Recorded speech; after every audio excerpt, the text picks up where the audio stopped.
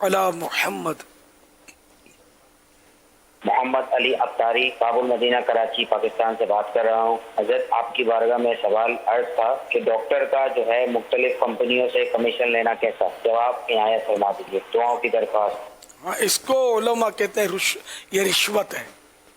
یہ وہ دوائیں بکواتے ہیں، بلکہ پھر اس میں مزید گناہ یوں بھی کرتے ہیں کہ ضرورت نہیں ہوتی پھر بھی دوائیں لکھ دیتے ہیں مریض کو. حالانکہ بلا ضرورت دوا لکھ کر دینا ظاہر ہے یہ بھی مریض کو مالی بھی نقصان، یہ دوا کے اپنے سائیڈ ایفیکٹ، یہ مزید گناہ گار ہوں گے.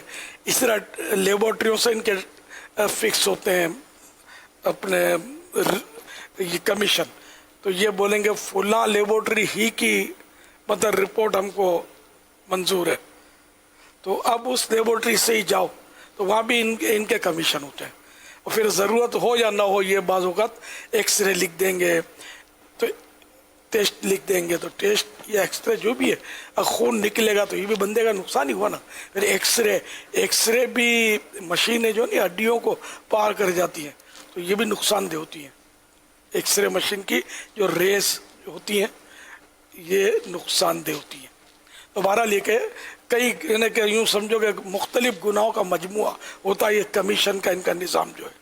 تو ڈاکٹروں کو اس سے توبہ بھی کرنی چاہیے، توبہ کے تقاضے بھی پورے کرنے چاہیے، اور اسی طرح دوا کی کمپنیوں کو، میڈیکل اسٹور والوں کو، اس لیبارٹری والوں کو، سب کو ان چیزوں سے بچنا چاہیے.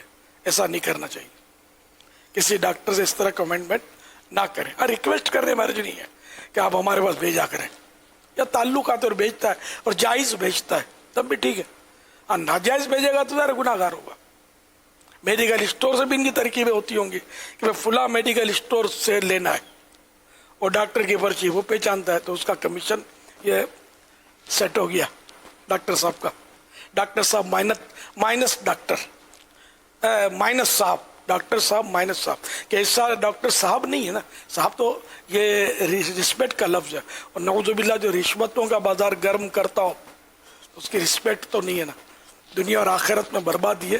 سب کو اس سے بچنا چاہیے. حلال روزی خود بھی کھانی چاہیے، اپنی آل اولاد کو بھی کھلانی چاہیے. تو جو ایسا کر، سب ڈاکٹر تو نہیں کرتے ہوں گے، نہ سب میڈیکل اسٹور والے، نہ سب لیبارٹریوں والے ایسا کرتے ہوں گے. جو کرتے ہیں وہ توبہ کریں اور سچی توبہ کریں، اس کے تقاضے بھی پورے کریں. صلو علی الحبیب صلی اللہ تعالی علی محمد.